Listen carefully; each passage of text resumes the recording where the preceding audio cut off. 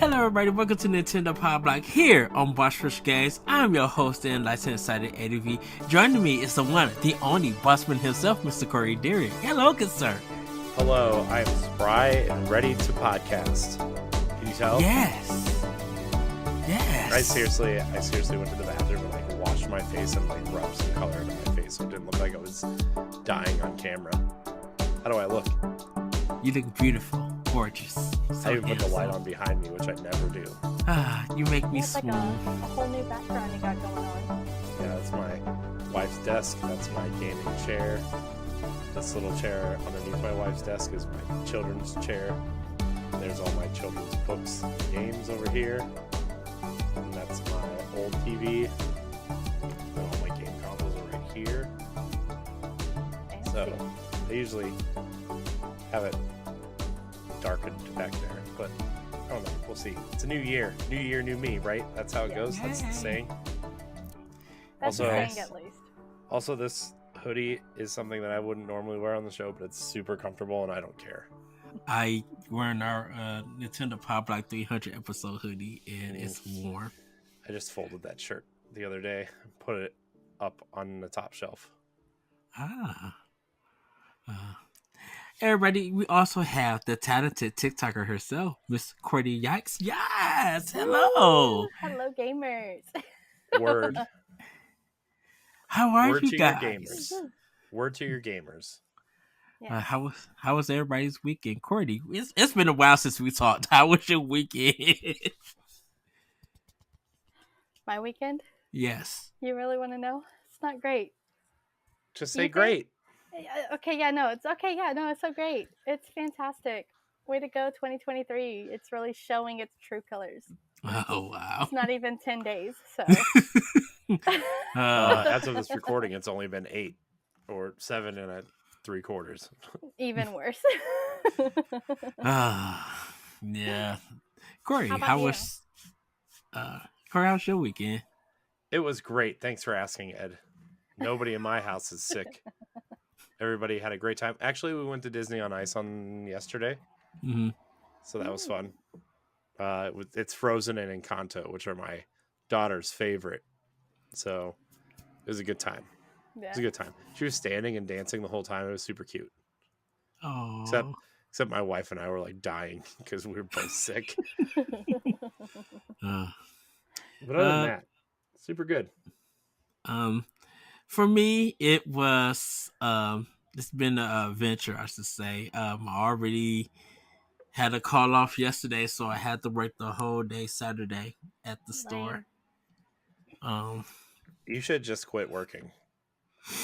You know what? I actually had this dream, Courty, this daydream, and oh boy. So what happened was that I didn't have to go to work yet, but there was something on your side at your job that y'all needed a guest host to the podcast, and so my name came up, and you had all the notes and everything. So, you asked your boss or you asked the guys if I could host or something. You asked, and I said, okay, I could help out. I could host, and did the whole podcast thing, was having fun with the guests and everything. Didn't know the show or the script or anything, but was faking it till I made it.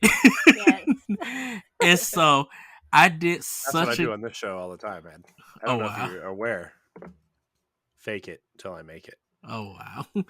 Also, I need a side tangent already. We're 3 minutes into the show. I am going to switch desks next podcast because this desk, it's kind of creaky because it's a wooden desk that was put together weird, and when I lean down on it, it makes all these creaky noises, and I got to get rid of that because my microphone picks them all up. So yes. Okay. Anyways, just one of those side tangents. You'll be in a new desk. I'll be in a new room. So Ed, you got to be in something new next week too. I am going to try. I should say. No, you're not. No, you're not. Yes. You said that last week, Ed, and guess what? Here you are. Well, remember you said you were gonna try to get a desk and do a thing last week. Remember when you said that? Look where you're at. I You ended got up. your Yoshi's I. Woolly World poster behind you from Toys R Us. You know, It's so cute though. I love it.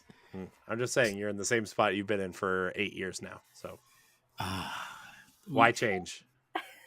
I am going to. I got. I ended up getting called in and got busy. Uh-huh.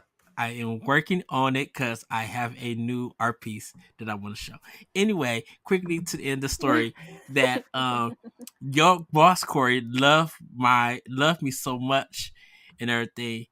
He offered me a job to just host the podcast for you guys. And said, I'll double your pay from wherever you work at. I wanted you to quit. He wanted me to quit my job just so I could work with the company and do podcasts. Did you do it? I woke up after that. Oh, lame. Sorry, everybody, I'm ripping a sticker off of this. Can you think me and Courty working together for like a job podcast wise that all he would have to do is record and edit and he wouldn't have to host anything? Yeah. That'd be fun. Man, what are you doing to me, Ed? What are you doing? I want to host things. I need an editor. That's what I need. I need an editor. Anybody you just need to give them anybody access. out there at all that wants to edit like 15 videos a week, 15 podcasts a week. Just need to give them access. Contact me. But you have a rhythm to your own madness. I'm just really tired of it. I'm tired of editing. Editing is the worst part of any content creation. Am I right? You Everybody, are. even though that's like my job, that's like my real job. But like, man, editing is just,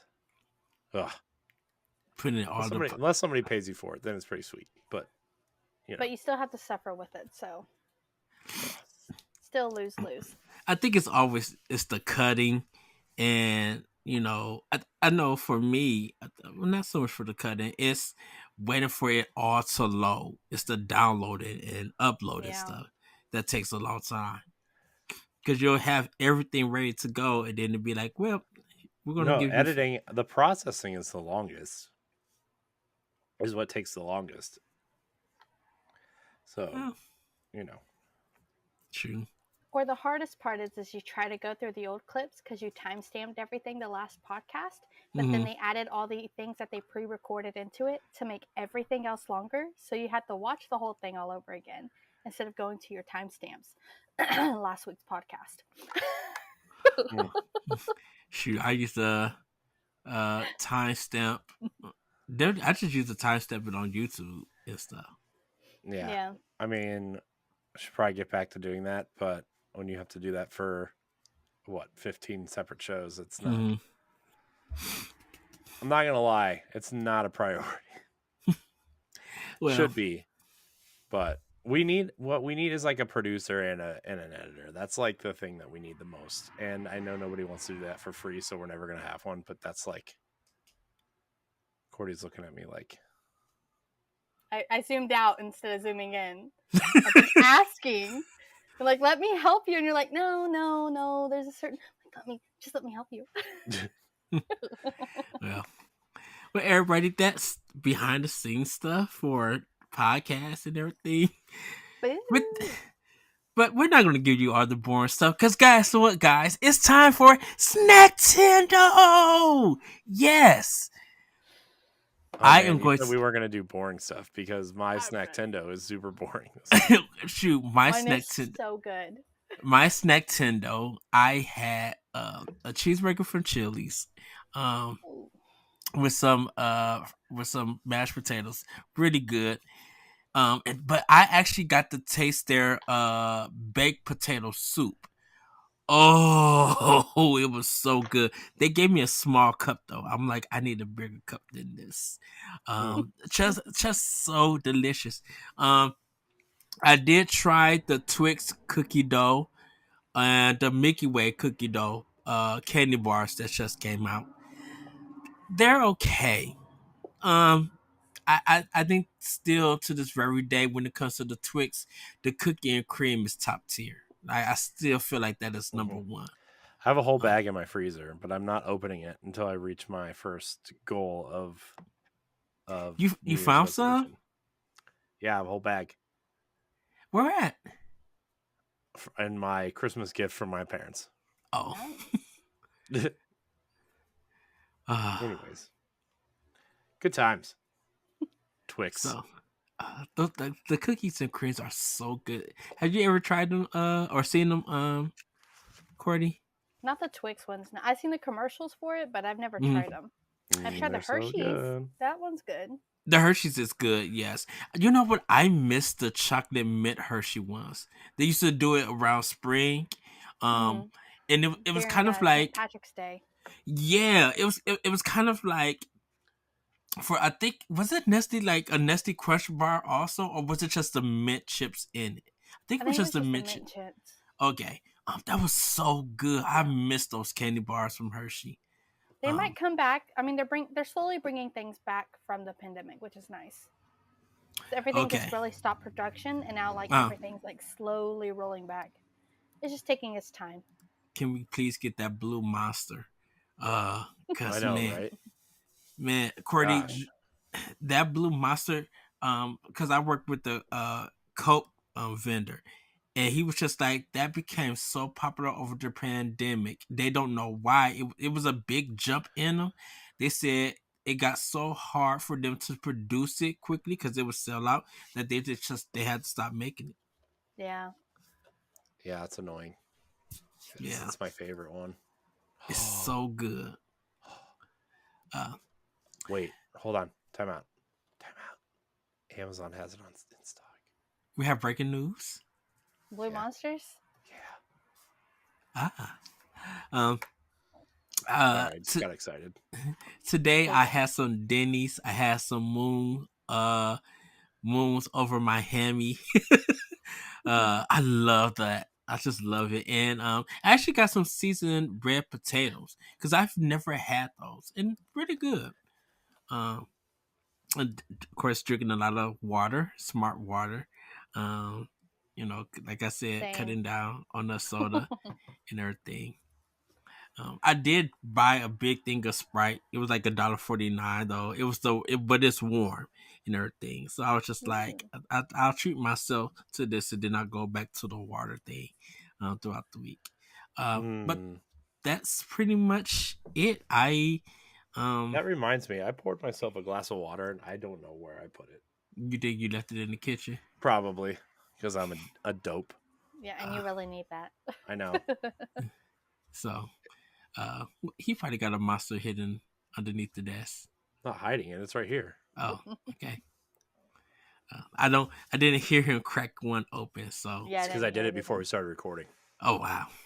So we don't get that crispy. Although that should be just like my opening now. Yeah, it should. The one, the only bossman himself, Courty Dirrig. Click. What's up, everybody? Well, Matt used to do that on our old show, remember? Yeah. Like every time we would introduce him, he would crack open probably a beer, actually, but you know. Beverage. So, but that's pretty much it. Courty, what have you been stacking on?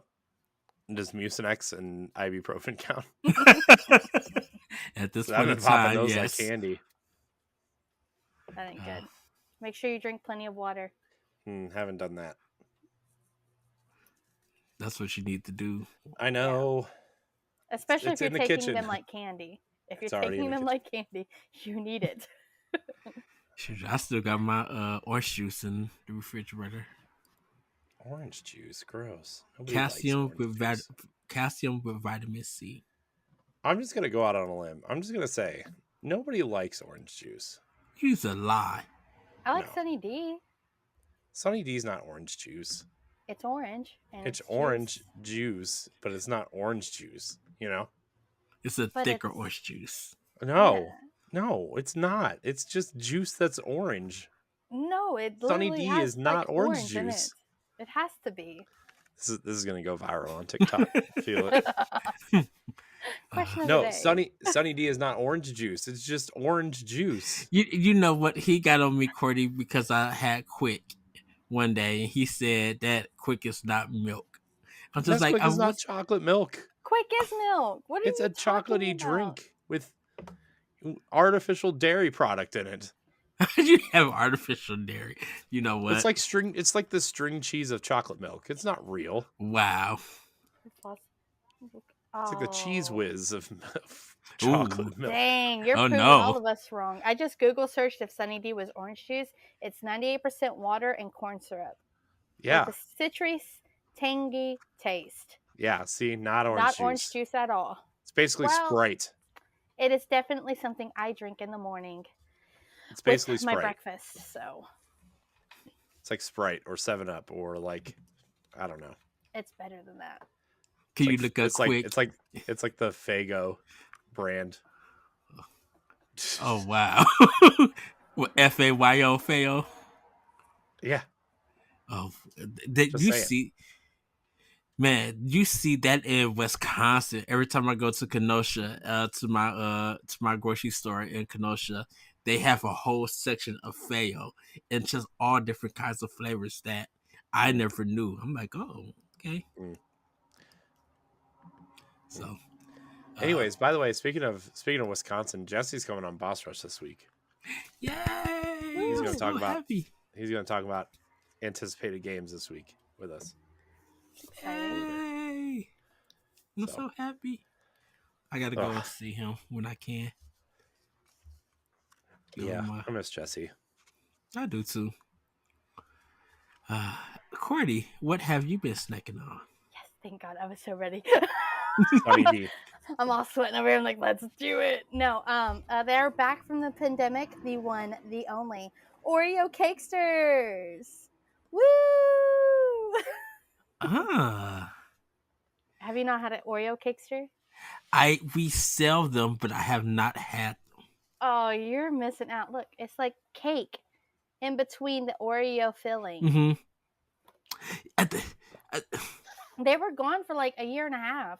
I was looking for them. They came in chocolate and they came in the vanilla ones. And now they just brought back the chocolate ones. So I think we just got them again, like you said, after the pandemic. We were getting some through it, but it was like a holiday kind of promotion thing. Yeah, they had the holiday box, and then now they're like really throwing them out there finally. Okay, so that's probably what we was getting at. I haven't seen the vanilla ones. I only just seen the chocolate ones. They came out like just before the pandemic. They were like, oh, we're going to start doing these ones too. I was like, yes. And they taste really good. Like if you don't like the chocolate aftertaste, the vanilla ones, they were so good. The vanilla, it's better than a cake. It really is. The vanilla Oreos and then the lemon vanilla Oreos, when they had them out, top tier. They're bringing the lemon ones back. I saw them recently at the Walmart in Houston. Okay. I'm gonna try the Oreo cakes. I've seen them, but I just no one has like really talked about them besides you.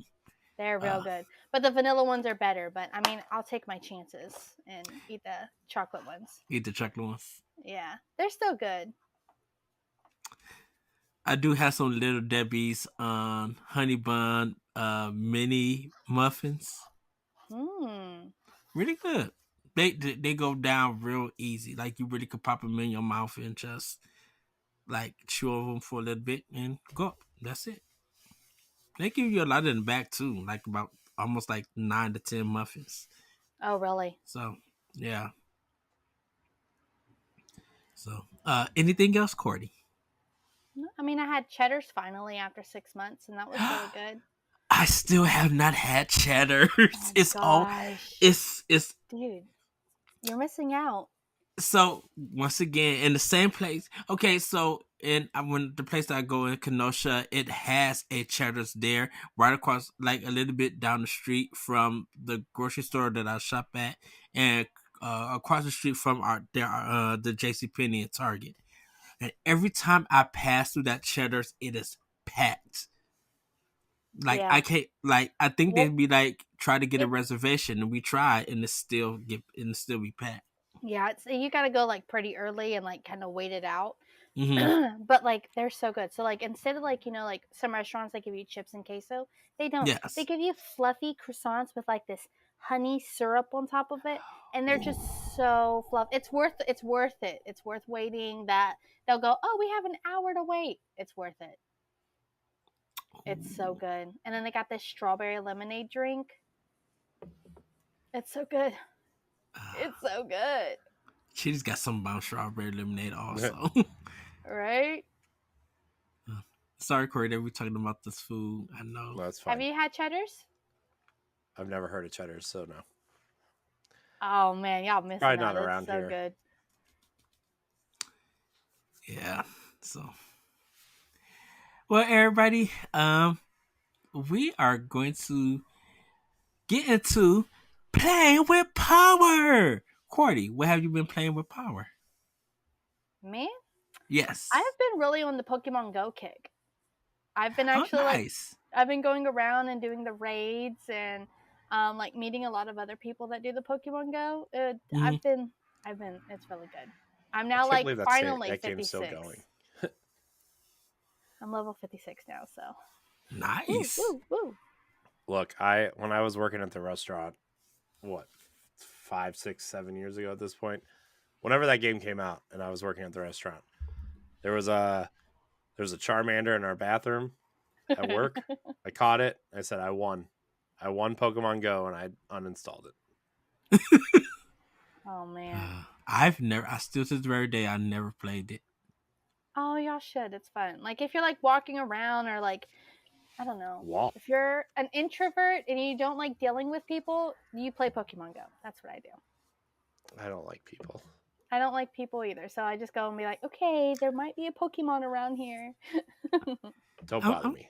I'm good with people. I love meeting new people. I guess I'm an extrovert because I love meeting new people. Now, there are some people that would get told off in the red to filth by me. But I love meeting people.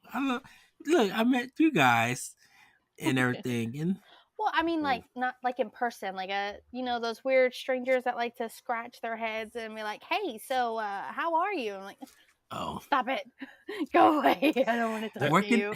working in retail, you have learned to work with different people. I have 18 years of experience plus of it. Trust me. Yeah, I worked in a restaurant, and I had enough of it. So, you know, it's fine though. I have a desk all to myself at work now. It's cool. I'm on the other side of the Nice. building of everybody. It's so nice. You moved office? No, Or you still in the same office when you started? Yeah. Well, the girl that used to occupy my office too left. So, and they never filled that desk. Oh Oh, So I'm by wow. myself. So All y'all by are hiring. myself. What? What? So y'all are hiring. I don't know actually if we are. We were at one point, but now I don't know. Yeah. Yeah, I know there's some places, I think because after the holiday, they did some hiring freezes. But that might change soon. Everything. Depends on how the events go in the first quarter. So Yeah. we shall see, they say. But anything else, Courtney? What have you been playing with Papa? Just Pokemon Go? Yeah, just Pokemon Go. I've been busy moving and packing up things, so Gotcha. I have no game systems with me right now. Oh, I played Fall Guys last week, but Nice. I think I talked about that already. Fall Guys is fun. You been playing the Unreal version of Unpacking? Yes. I've been. I'd rather play the video game than actually go through my things and go, where the heck did I find this? What? I don't even remember getting this. Like, there's a dresser in my closet, and I don't remember putting it in there. Oh wow. Yeah, I have a problem. Well, Corey, what have you been playing with Power? I haven't really been playing much, honestly. I played a little bit of Iron Banner and Destiny 2, because they brought back the armor set that everybody's wanted, from Destiny 1, and so I've been playing a lot of that, and then I've been playing some, not a lot though. I'm trying to work on some stuff, but played some Disney Dreamlight Valley, and it's been fun, but I haven't really played a whole lot. Okay. Yeah. For me, Vampire Survivor. I opened up a Oh, I new played some of that too. Oh, cool, nice. Nice. I opened up a new area, got some new characters. New area. Yeah, like I'm on level 4 now that I What? opened. There's levels? Yeah.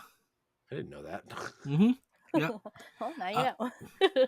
So I I actually was able to do a full run for 30 minutes and everything. So 30 minutes. I got my characters powered up. Yeah, 30 minutes is the like maximum time level.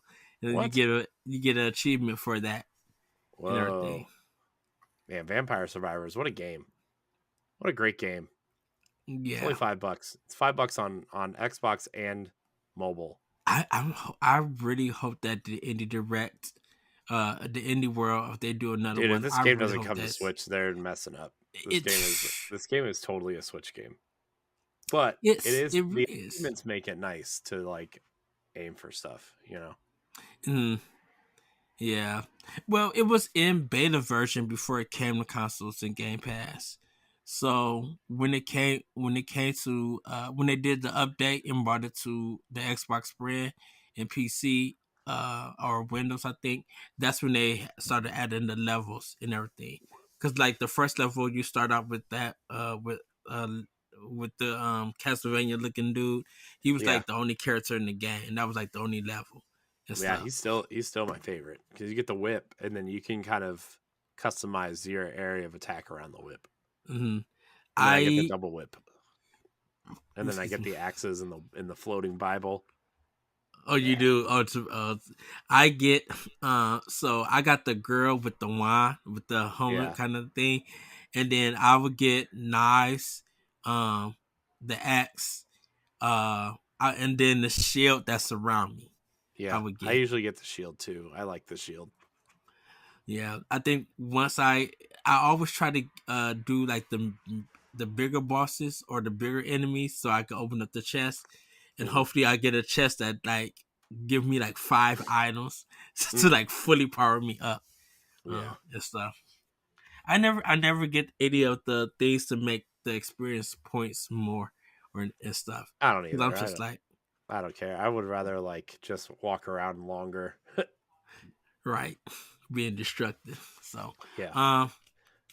It's so awesome when you have the double whip. When you get the double whip and the shield that goes all the way around you that damages enemies. yeah. And then the axes, and then those big groups of bats come in, like the big groups of bats, and you just walk through them, and they like, take out almost all of them.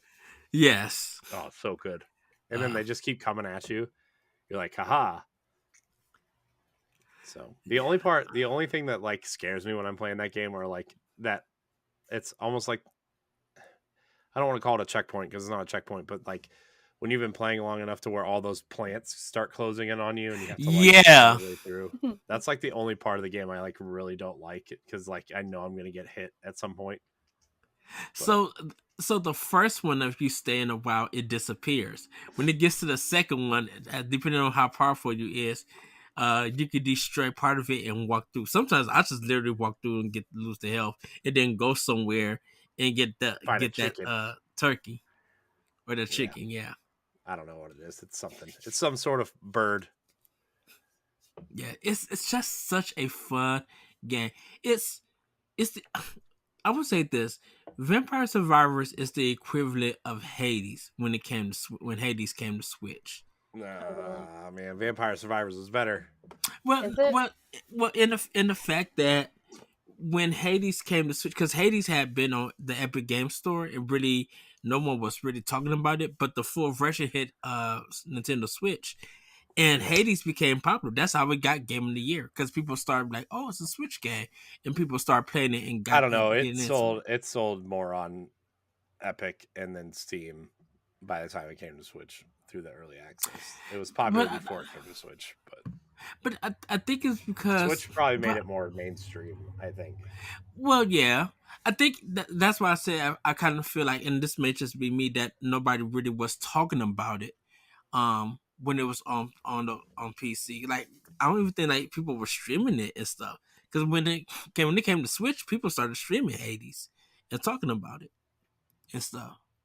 So I kind of feel like that with Vampire Survivor, that people are now picking it up, talking about it, trying to get other people to play it, because it's not only is it cheap, but if you have Game Pass, you get you get the game there and stuff.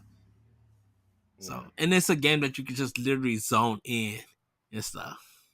Yeah. So, uh, last but not least, been playing the original Final Fantasy VII. Oh, Um, nice. and it's yeah, a lot, Courty. A lot of people have been jumping back into Final Fantasy, like whether they're playing 7 or a remake. Hmm. And I was talking about should I start Final Fantasy 8, and people are now about to jump back into 8 also. I So play I 8. guess that's your sign.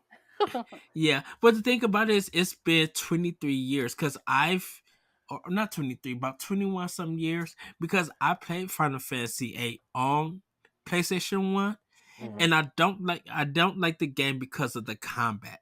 The combat system is just too confusing with the junction and just the way to get weapons, and it's just like, this is frustrating. You just gotta sing the song "Conjunction Junction." What's your function? Oh no. And but or nor. And but or nor. uh I think I'm going back and do it. And then, oh man, I still got Final Fantasy 9 on Switch that I just need to give in, and just like, because I'm halfway done with it. And the thing about it is, I've never got a chance to beat Final Fantasy 9 because the third disc of the game on my PS1 did not work. And I'm Oh. like, are you serious? Because it was a time where when you was playing PS1 games, you had to turn the system upside down to play them. Sometimes, I man, had to do that. what a weird time. Yeah. Yeah. So, um, I just want to end up getting that. But Final Fantasy 7, yeah, a lot of people just went back to the original and started playing it and everything. And so I'm playing it on Series X, kind of doing it with the turbo. And I think I'm doing it because of the achievement system. I mean, the trophies and stuff. Um, so that's the only reason why I kind of do it. And plus, it's been, like I said, it's been a while, over 20 years since I played it and stuff, and it's still fun, you know. So I can't wait to play more of that. But I am going to jump into Detroit Become Human, starting Tuesday, this week, and Pokemon Scarlet. I've been playing also. But Nice. I'm that game is addictive when it comes to grinding, because I'm trying to grind my Pokemon, and then I'm gonna go to some random gym and go all in. Um, so I'm excited for that. If you want to be a Patreon producer, head on over to patreon.com/BossRushMedia, and find out which tier is right for you. Our Patreon producers at the $5 tier or higher for this month are Adriel Munger, Austin Campbell, Celeste Roberts, Christian S., Sana Dirrig, Francisco Santillan, and Rebecca Jewell. Thank you for your continued support. So everybody, we are going to get into a great discussion. We are not going to have family news this week, but we'll have it next episode. It's because there's no news. That's the thing. I don't really care that, like, So I try to. There is some news this week, but like I try to stay away from like, this game revealed box art. How cool does it look? That kind of news and stuff, And it's just like, I don't need that kind of news, right? That's not really news. Like, No. news, Power Wash Simulator might arrive on Switch soon. Like, that's not news, No offense to like if I don't know. I just don't want that kind of news. I mean, I don't want to report on like this thing might happen maybe sometimes. Yeah, So, I think a lot of people are just not returning back to work, so there really hasn't been no exciting news. I mean, the Switch rumor, like, we covered that already. Yeah. Plus, we haven't really talked about which games we're excited for that are coming out this year. Because there's a lot of good ones. I have a bunch written down. I know, like, Ed doesn't have Zelda on his list. Spoiler, everybody. But I think maybe like I was thinking about it because I think Zelda's probably everybody's number one at this point, right? So Yeah. I think maybe at the end, like I'll add a sixth one, and then we can all kind of talk about Zelda at the end. I think Yeah, and the reason I'm just gonna explain the reason why I don't have Zelda on mine is because he's not a real Nintendo fan. it's already a given expectation that is anticipated. It's kind of like for a lot of people, almost like the number one game that people are looking for. Of course, we got like Dead Space coming up this month, Fire Emblem Engage, Kirby remake coming I in only pick March. games that are coming to Switch, by the way. Oh, um, Resident Evil 4 remake. Like I mean, the stuff that people across in the gaming sphere in general, people are thinking of. But I'm like, there are some games that, like a lot of Nintendo games, is hit in February along with this month, like big games and stuff. And then there's some good indie games also. So I would say this: I recommend people go watch the Nintendo Direct from September of last year and the Indie World showcase from November of last year. If you want to see what's the latest stuff that is coming. Um, so, Yeah, uh, where should we start? Who would like to start? I have my list. Only did 5 games though, for mine. yeah. So I Well, I didn't. only did 5 too. I mean, Yeah. I think we were just doing 5 anyway. Okay. Uh, I mean, so I can go first. Mina the Hollower is my number 5. I think that game looks incredible. For those who don't know, it's Yacht Club Games finally their follow up to Shovel Knight. I know they've published a few games since then, like Cyber Shadow and Mm-hmm. Shovel Knight Pocket Dungeon and Shovel Knight Dig and a couple other things, but this is their internally developed follow up to Shovel Knight. It's you play this mouse and it's kind of Zelda 1 esque mixed a little bit with Castlevania, is what I've been hearing. Yeah. Like NES Castlevania.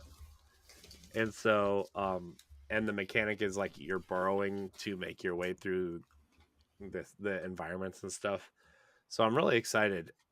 And the other thing too is that like if Shovel Knight was an ode to the NES platformers, this is an ode to Game Boy Color, including restrictions on color palette and environment size and everything. So I'm really excited. I was a little skeptical at first because like I want I want like Super Shovel Knight, you know, whatever that the Shovel Knight 2, whatever they're gonna call it, right? Mm-hmm. Especially because in an interview they did say they wanted to do Shovel Knight like we're gonna do Super Shovel Knight next, and then Shovel Knight 64, and then kind of go down the list. And I was like, oh man, that'd be super cool. Except you know, and then when they're doing Mina the Hollower, I'm like, this is cool. Maybe this is gonna be like their handheld line, right? Like Yeah. Yeah. Shovel Knight will be their ode to console gaming, right? And then Mina will be their ode to handheld gaming, which would be super cool. But Mina the Hollower is awesome, and the art that's been coming out, and I think the character looks super cool. I really like Yacht Club's art team and like the way they design their characters and stuff. Super Yeah. cool. So, Have they did any updates for it yet? Like, or just still the video for the uh, Kickstarter? Game Informer, Game Informer put something out a couple weeks ago for Mina the Hollower. They did like a developer diary thing for them. Okay. Uh, and I think it's about 30 or 40 minutes long. Okay. I highly recommend it. You should check that out if you want to know more about Mina the Hollower. But it looks great. Very excited. Anything that Yacht Club puts out, I will check out. At least check out. You know. Yeah, because they kind of, I know they went dark because it was a Kickstarter game. I know Yeah. they met their goal, but I Yeah. They guess, crushed their goal. They crushed their goal by like, I don't know, millions of dollars. So. what is it? One of their games that they still like had days, after they had their goals Oh and yeah, stuff, and people just, they beat their initial goal after like 3 days or something. Oh wow. wow, So, yeah, I don't know. I'm glad. I really like Yacht Club. yes, you know they came from way forward, so I know Yacht Club's better though. Uh, they're I'll both talk great about to me. it. I know. I love Wait For It. It's like, oh man, burritos are better than pizza, but they're both pretty good. You know, whatever. Corey loves his fat burritos. Oh my gosh, dude.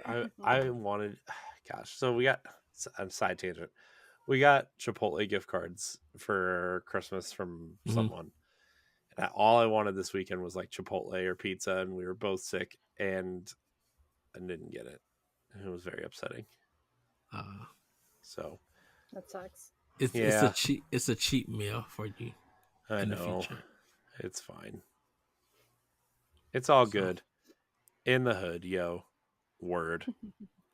Video games. yes. Who wants to go next then? I'm down. My number 5, I don't know. I think it's exciting because, I'm more into the Mario Kart world. And like my first handheld, not handheld, but Nintendo 64 had Mickey Mouse Racing. So they're Ooh. coming out with Disney Speedstorm this year. I'm excited That's for my Disney 5. Speedstorm. So Oh, that's good. That's good. I wasn't sure because, like, oh, it's another racing game, but I'm I'm so well, excited excited for for it. I think we was anticipating it, Corey, because I think it got delayed or something. Because it I was thought it was supposed to supposed to come. It come was Yeah. out. supposed to come out in like October, November, and they delayed it. Yeah. It's supposed to come out this year, and there's Pixar and Disney characters, so it's not Yeah, just Mickey Mouse and the gang. It's yeah. It's everybody. also it's free to play, and everything that you buy is cosmetic. Mm. So I'm quite excited. Also, by I, the way, speaking of this like resurgence of Disney games, like I know I've been playing Disney Dreamlight Valley, which is also great. But there's a rumor that Mirrorverse is finally going to come to console next year, which is the mobile free to play game. It's like That would be it's like nice. an RPG, and I think the concept of Mirrorverse is so cool because I, I don't know if you guys are looking at that, and Speedstorm's kind of the same way, Mm. where like the classic Disney characters you know and love kind of go into this alternate universe, and like you see the one commercial that always sticks out to me to kind of explain the game is like mhm. Belle is in the library reading a book and she leans into the mirror and she falls through the mirror, and on the other side she comes out with like this like super awesome cloak and armor because she's like a mage, and like she just starts using all this magic and stuff. It's super cool. I'm gonna take a look. I don't. You know what? I honestly say I've never heard of it. Oh yeah, it's a free to play mobile game, and then they also sell toys too. Hmm. It's almost like Disney Infinity all over again, and I've come like this close to buying Mirrorverse characters because they come with cards that you can that have QR codes on them that you can Hmm. scan into the game and use those characters in your party. Oh man, it's I'm so gonna cool. look into this. That's I didn't awesome. know that. Yeah, it's so cool because like let me see, I have some stuff saved. Um, so yeah, I Sorcerer Mickey is super cool. Obviously, it's not like super random or anything, but Mhm. uh, Donald is like has like quick attack stuff. Belle is a mage. They have Baymax from Big Hero 6. Genie is like an all powerful black mage. Baloo from Jungle Book and Tailspin is in there as like a heavy tanky style character. It's super cool. He's in his Tailspin stuff though. He has like his aviator hat on and his furry puffy aviator jacket. Super cool. That's cool. Anyways, Nice. but yeah, Disney Speedstorm also Yeah. super cool. Can't wait. Can't wait for Disney Speedstorm. Ugh, Is that on one of your top 5s? no. That's good. But it's funny that you mentioned that, Corey, because now, man, I'm on Castle of Illusion. We were talking earlier about remakes. I would love the Castle of Illusion to get They one. remade Castle of Illusion. The Sega Genesis one? Yeah, they remade it. You can it's backwards compatible on Xbox Series X. I don't remember that they remade it. Oh Yeah, I bought no. it. It's $15. Okay. Yeah, it's an Xbox 360 remake, but they remade it. It's really good. Okay. Because I remember that game on the Sega Genesis and I loved it. And um, Also, yeah, they're making a Disney platformer, right? that's called like Illusion Island. That's supposed to be a homage to those games. It's like No. a new Super Mario Brothers style platformer where you can play single player or multiplayer, and each character has like different, like unique Abilities and stuff. sort of, yeah, like like Luigi has the flutter jump, and the characters have different things that you can use to go through the level. I'm gonna have to look this up, man. It was in that Disney Marvel showcase over the summer.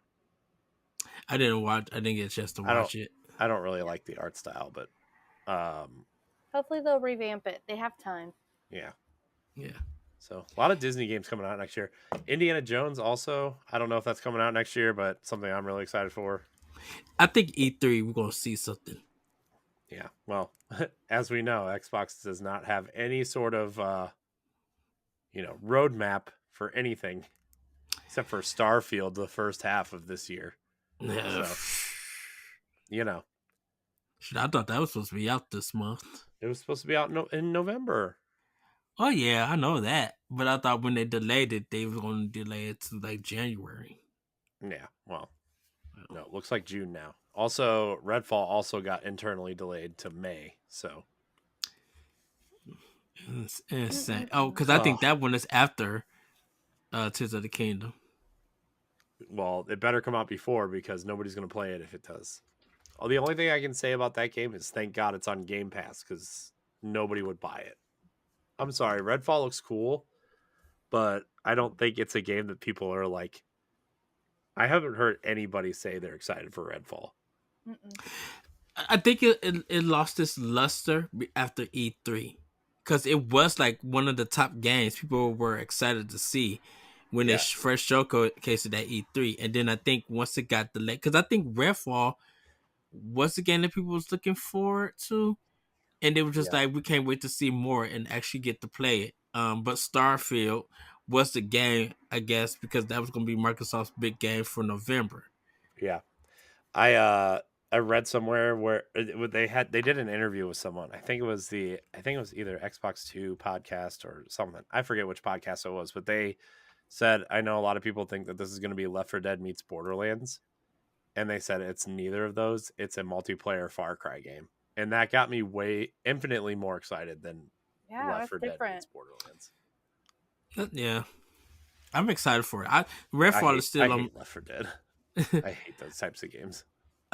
Redfall is still one of my anticipated games for Xbox. I'm still looking forward to that. So yes, I will be the one to buy it.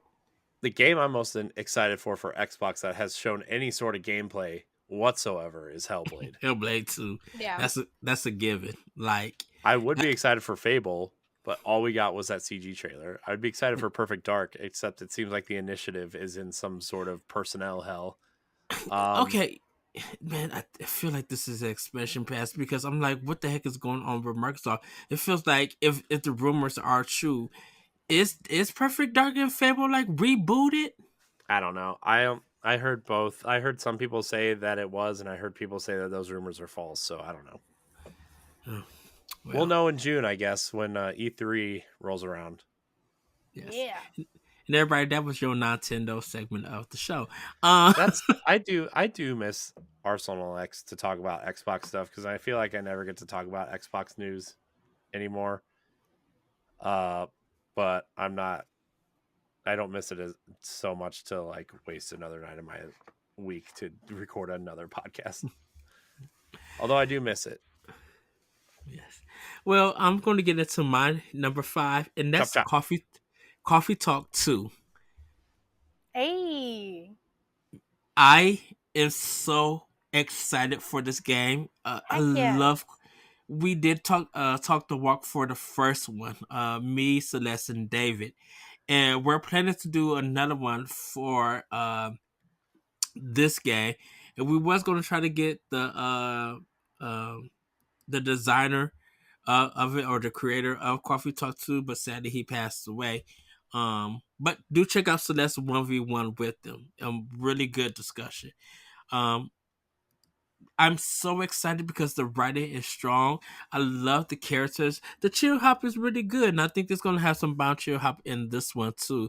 And I can't wait to actually make some more coffee, and hopefully I make it right this time. Wow. And everything.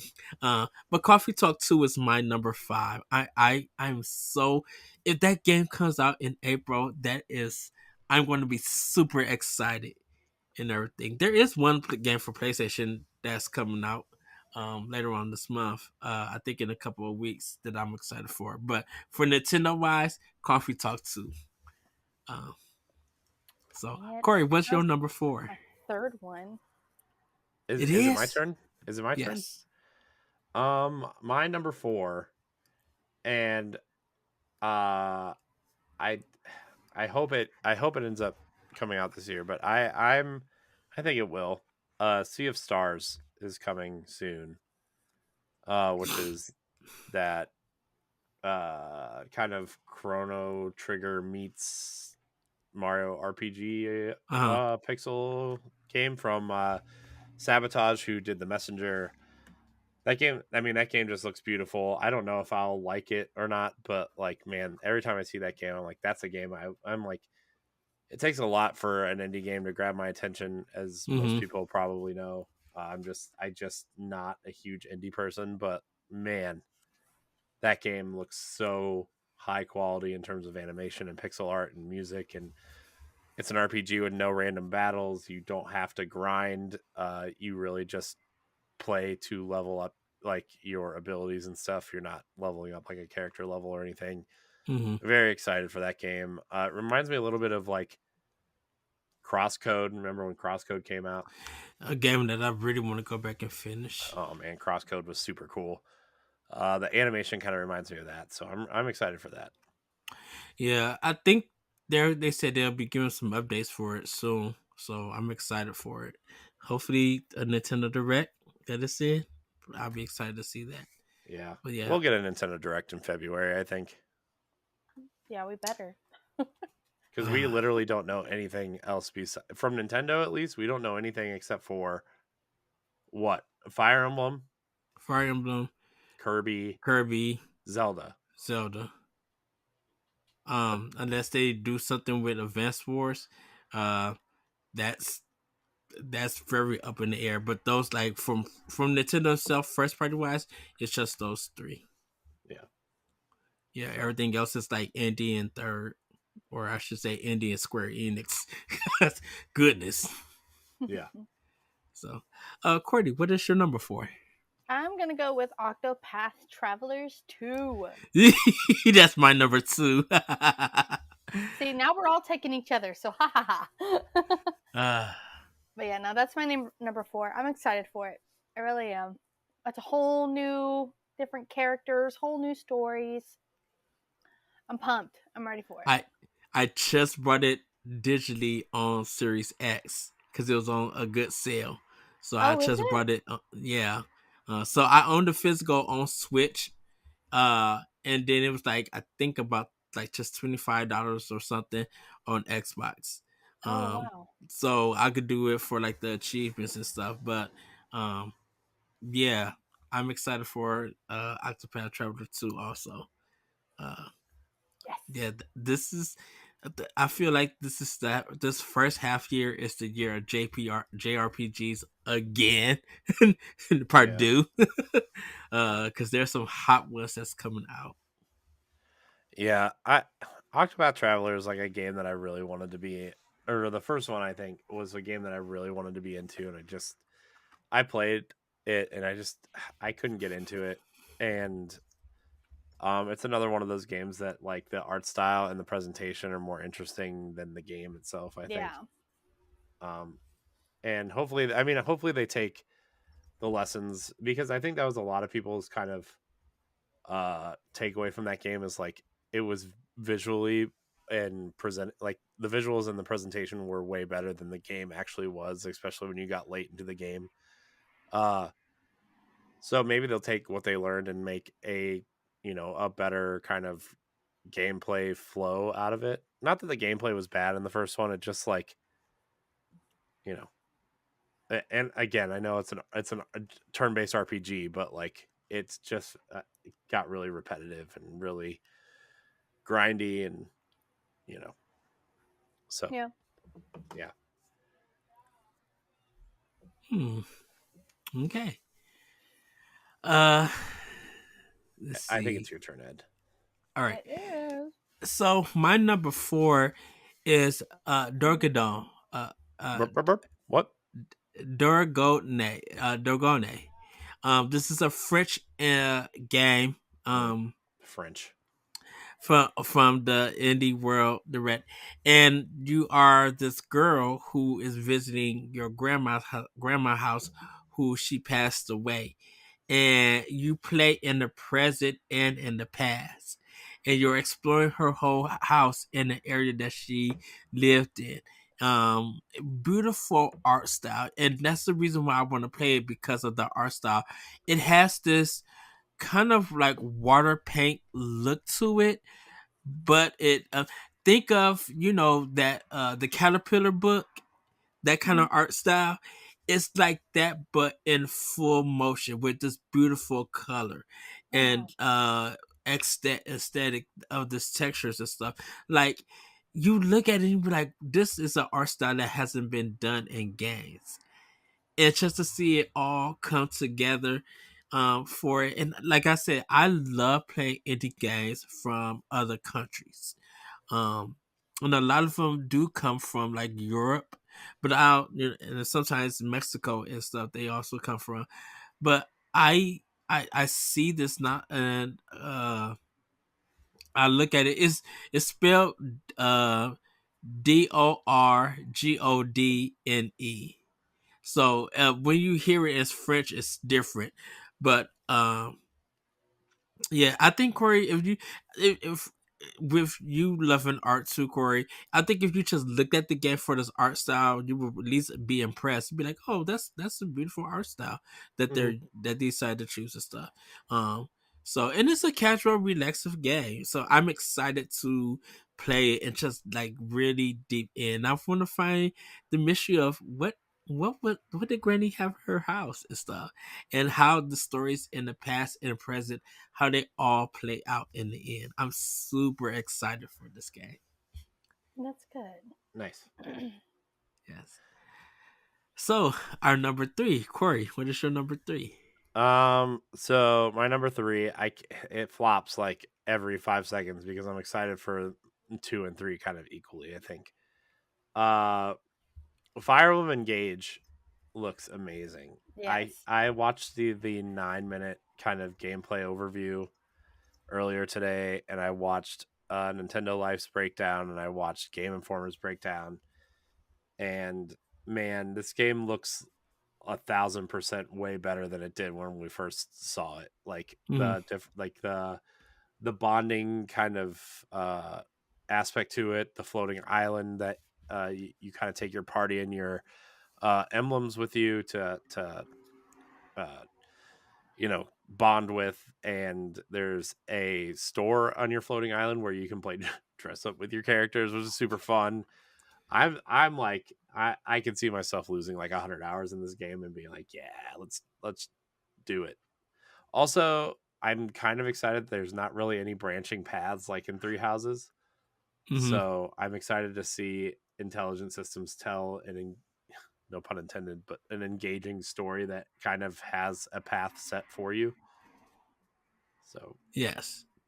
Can I say the animation in this game? yeah, can we? How much better does this game look than when it was first shown off? Okay. It Yes. like Yes. it's running at 60 frames a second, which is super exciting. The entire like every single battlefield is rendered in 3D. So it's Mm-hmm. going to take place exactly where you are on the map. It'll zoom in and be exactly where you are on the map.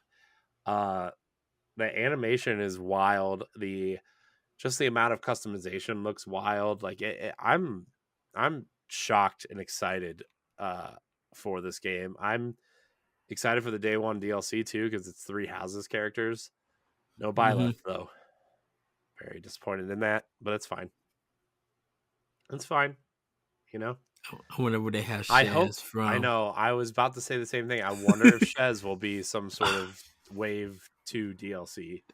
She's queen. She's iconic. Ah, Like, she has man. to be in the game. I love her. Gosh, the greatest character Nintendo ever created will never be known because Fire Emblem Warriors 3 Hopes sold like less than 1 million copies. So You know what? I think Koei Tecmo and Nintendo would take what they could get with these Warrior oh my games. gosh, dude, Shez though is awesome. She is, and the I want a voice Shez acting is amiibo. mwah. Man, I still want that female Byleth, the good smile statue that's like $200. But I also want like a Shez one. Oh my gosh, if they made Fire Emblem statues the way they make these Destiny statues that I'm buying up, man, I would be so poor. Yeah. I'd be so poor. Mm-hmm. Although the Destiny statues went up in price for the same exact model, and I'm very concerned. Yeah. They But they're also really good quality, so. They are, but they went from $70 to $120. So gross. And Corey won't let me buy him one for Korea. I'm telling you, we just get his address and we just start randomly mailing him things that we already know that we either have Also, or we want to buy for him. Speaking of things that went up in price, GameCube games are starting to go up in price again on eBay. So. Yeah. Well, that's not surprising. Nintendo games always go up in price. I know, but man, I looked up Twilight Princess like right around Christmas, and it was hovering around $110. And then I looked at it the other day; it was closer to $200. I'm like, oh no! I'm trying to find somebody's grandma who got a Nintendo GameCube for a garage sale, and she just need to get rid of stuff. She needs $10 so she could go get her cigarettes from the local gas station. Eddie, this is your mother. Go get me a pack of smokes and some Slim Jims. Also, some lotto tickets. Oh goodness! Scratch it for 5. If that is not my livelihood in the 80s, no, my dad's side in the hood. Man, that was good. That was a good time. Anyways, Fire Emblem Engage looks incredible. Yes, I have my pre-order, and I'm excited, and I think I'll be off that Friday. I won't, but I'll pick it up on the way home from work. So I got the physical of that. Yes, I won't open it. I'll get the digital when I get home. Courty, what was your number 3? Minecraft Legends. Ooh. That's my number 3. I had to change it because y'all kept saying things. So I was like, I'll just use this one. I'm really excited about this one. It's like probably my top 10. It's like a Minecraft spinoff in a time form action strategy. It's still set in the same world. You're just finally having missions instead of, using your imagination. It doesn't have an exact release date. It says that it's going to be the spring of 2023, but I'm excited for that one. Yeah, I think it's coming to everything. So I'm pretty my nephews are excited. So I'll probably get roped in to play with them at some point. Might as well. Yay. They already sucked me into Fortnite, so. And Disney Dreamlight Valley. No, I'd suck that into myself. Yeah. Oh, that's good. He was playing that with his daughter. His daughter gave up. Yeah, she couldn't have been less interested. Yeah. That's nice, Daddy. Pat on the head, and then ran away. No, the thing is that she wanted me to hang out with Anna and Elsa, and I did not unlock the Frozen level within like the first 10 minutes of us sitting there, so she became instantly disinterested. But she didn't unlock it, of course, did she? I did, but also she has 0 interest now. Oh, wow. 0. None. Thanks. That's fine, Daddy. Pat on the head, run away. So, well, mine's is a cop out. GoldenEye 64. How are you bringing this to Switch Online so I can play it? I'm so excited to play this game again, back from my old N64 days. Look, I think everybody loved this game in the late 90s, and everybody's gonna realize how not great that game is. It's gonna be one of those games where everybody is gonna play it for I love this game, and then it's gonna be like, man, this is what we did. This is what we played. They're gonna compare it to the Xbox version, but I think for people of this new generation to understand why people loved it so much when it came out and everything, it's a good experience and everything. And yeah, they could poo poo over if they want to, but I'm like, I think it's really cool that it's coming out, and I'm It can't excited to play it. it can't be as bad as that Wii version that they remade. Yee. Although the Yowzers. when I came to Xbox 360 as the HD version, Mm-hmm. wasn't bad, wasn't great, but it wasn't bad. Yeah. So, well, Corey, what is your number 2? Hogwarts Legacy is my number 2. Game looks incredible, although we haven't seen the Switch version yet. So We're not going to see the. I think we're not going to see the Switch version to summer. yeah, no, it's yeah. So I will be playing on Xbox Series X in February, and then let you all know how the Switch version runs in July when it's supposed to come out. I will be playing it in February also on Series X. But I am so incredibly excited for that game. That game is going to be really something. It's already. Did you see this? Did you see the article that came out where it's already the 4th highest selling game on Steam this year, and Oh it's not even no! out yet? Yeah, Really? yeah. It's fourth highest selling thing on Steam. It's Steam Deck, Call of Duty, Modern Warfare 2, and then something else, and then Hogwarts Legacy. Okay. Yeah. Why So would they count the Steam Deck? That's hardware though. I know, That's but weird. it's a Steam product, and Oh, they just. you have to buy it through Steam. So Wow. yeah. Okay. So All yeah, right. I mean, it's I I'm incredibly um wait, what? Hold on. This Ooh, this excuse isn't me. right. Uh Top selling games on as of right now, as of this recording, top selling games on Steam right now: Call of Duty, Modern Warfare 2, Hogwarts Legacy. It's currently sitting at number 2, ahead of Counter-Strike Global Offensive and Destiny 2. So, Oh wow. yep. Come on. So, yeah. Hogwarts Legacy is going to be cool. My Hogwarts house is Ravenclaw. So, Sick. I Hufflepuff. at least according to Pottermore. I wonder if you will have to sign into your Pottermore account with this game, which would be really cool. And then like your Patronus and your wand, like that's the wand and Patronus you'll get. Oh my gosh, that'd be super cool. Oh, I that'd be so cool. I yell at the Harry Potter I series hate you. Go away.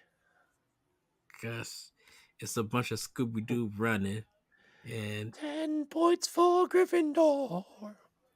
ah, goodness, just ah. Courtney, what is your number 2? So we haven't brought anything really cozy quite yet. So I'm bringing this one in. It is called Fae Farm. Yes, What is Yes. that? this is the farming game. Well, I got Yeah. that from the word It's a farm. more in depth of Stardew Valley and Fantasy Life. It's a co-op farming Sims game, which is aiming towards Q2 of 2023, so spring. Yeah, they showed this one in spring direct. I mean September direct. Yes. Yeah. I'm ready for it. It looks super cute, and it kind of just brings back the mobile Sims whenever they started those in like 2010, 2014. It feels like it's bringing that back, but more like a farm instead of like the city little mobile Sims that they had. I'm ready for it. I'm ready for it. It's cool. It's real cool. Well, you mentioned Octopath Traveler 2, so that was my number 2. Corey, what is your number 1? All right. Well, my number 1 is clearly Zelda, right? I mean, I Yeah. think it's everybody's number 1. But if I have to, since we're all going to talk about Zelda collectively at the end, this is a non-Nintendo game, but Destiny 2 Lightfall is coming out at the end of February. And I'm incredibly excited. I don't really know what else to say about it. You got Strand coming. You got the kind of synthwave soundtrack going on. You got the Blade Runner meets kind of new wave retro type thing going on. You got cyber ninja armor coming in, grappling hooks. So cool. So yeah, Destiny 2 Lightfall. Duh. Even though that's not on Nintendo Switch. That's what I said at the beginning. If you were listening, Ed, I said this is a non Nintendo game, but see, Ed doesn't listen to me. Do you listen to me? No, but because you don't listen to me. But I do listen to you. Mm. Just not this time. What's your number one, Ed? Courtney, what's your number one? Oh yeah, wait, really? That was so quick. Yeah. Well, Yeah. my number one would be the Harvest Moon that's coming out to the Switch, 2004 version for GameCube. But it's not called Harvest Moon: A Wonderful Life. It's called Story of Seasons: A Wonderful Life. Have you watched the video about all that between? The Harvest Moon drama? Yes. The titling the stuff, yeah, where like the Story of Season games are like the real Harvest Moon games, and then the Harvest Moon games are like the Dollar General versions of the old Harvest Moon games. Yeah. What's so bad though is this one, even from like the trailer that they showed, I played the GameCube version of Harvest Moon. It has the exact characters, it's like they just peeled the sticker off and was like, Story of Seasons. Yeah. Yeah. But I'm down for it. Crazy. I loved that version. That one was my favorite out of all the Harvest Moons. So I'm down if they go off and kind of remaster it. Yeah. It's my number one, since we can't all say Zelda. We can all say Zelda. Ed told us we couldn't. So what? No, I just said that wasn't my number one. That wasn't on my list. You're not on my list. Would you ever put me on the list, Corey? What's your number one? Ed, what's your number one? My number one, and everybody should know that I was so giddy. I yelled on the internet like it was the best thing that happened in my life. It's Tales of Symphonia Remastered. Nice. I know it's not the GameCube version. That's fine.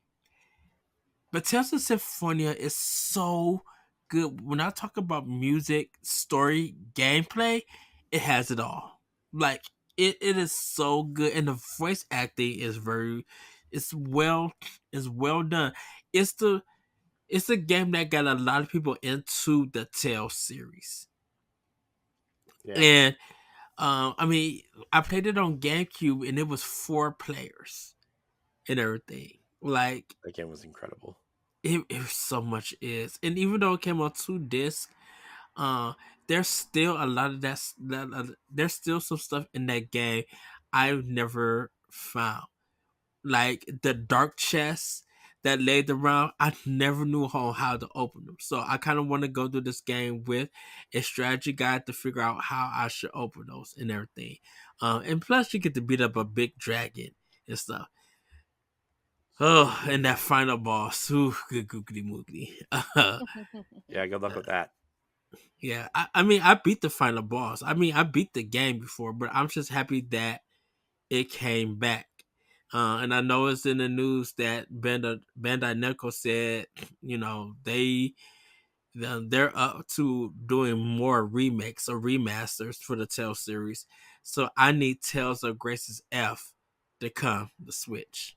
Like that, and that one is really good. That one is a story, but the gameplay is really good for that. It's a really good grinding game to get into. But yeah, Tales of Symphonia Remastered, got my copy already pre-ordered. I'm so ready for that. Nice. Can we all talk about Zelda now? Woo. Yes. How So, excited we are for Zelda? Because I'm The really Legend excited of- for Zelda. The Legend of Zelda Tears of the Kingdom is releasing on May 12th of this year. Yes. It's good. There's videos out there showcasing what the game is going to offer. It looks beautiful. I'm really waiting for the soundtrack. I want to hear this music and everything. I think it's going to be another game that. How do you talk about this game without spoiling anything? Yeah. Well, we're going to. So, for Boss Rush Book Club. So, Yes. So, I'm super excited for this game. Like it to me, it is the anticipated game of the year for me. I just didn't put it on this list, and well, I don't feel like. mean, Oh, go ahead. we were making fun of you for not putting it on your list, but we just, I think we all came to the conclusion that it was all of our number ones, so we just kind of went with Ed's version of the list, and then decided to talk about Zelda at the end. Yes. Because I think Nintendo Power Block if you don't talk about Zelda. Yeah, I think it's everybody's most anticipated game, even outside of this show, right? I mean, Mm-hmm. everybody's anticipating this game. So, yeah, I just Zelda is going. I think Breath of the Wild was a great foundation. I think this game is going to be extremely sad. I think it's going to be dark. I think it's going to be the Empire Strikes Back of this trilogy. I've said this 1,000 times. Ed and I have had this trilogy talk 1,000 times. Yeah. It's going to be dark. It's not going to end the way people think it is. It's definitely going to set up a third game. I was reading one website and it said that you could play like Gandalf. So it's like, is it like his origin story mix? That would be cool.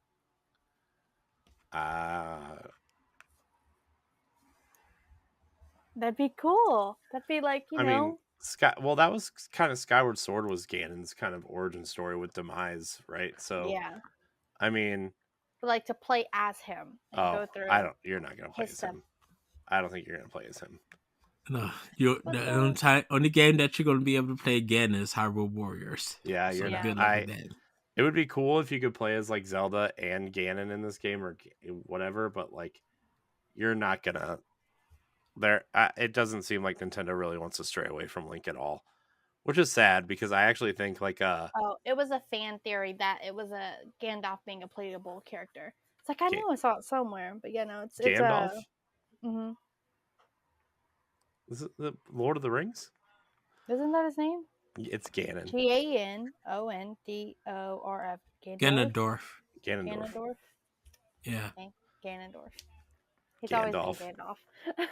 Where's our Gandalf game, by the way? Ask From Software. They're probably making it. Gross. By the way, I played some Elden Ring. That sure is an open world Dark Souls game. I don't. It's still in the plastic. It's an open world Dark Souls game. I don't know how else to explain that game. I know people like it. It's great. Anyways, I will say, I kind of want to see, everybody's going to be looking if it's going to have weapon degradation in it or if you could, make it strong. But I also wonder, will there be special weapons for Link to get that doesn't break and stuff? Will the blacksmith be able to upgrade it? Me, Stephanie, and Courty, we had a little discussion about Link Between Worlds that you guys will see in the future. Just you'll understand why.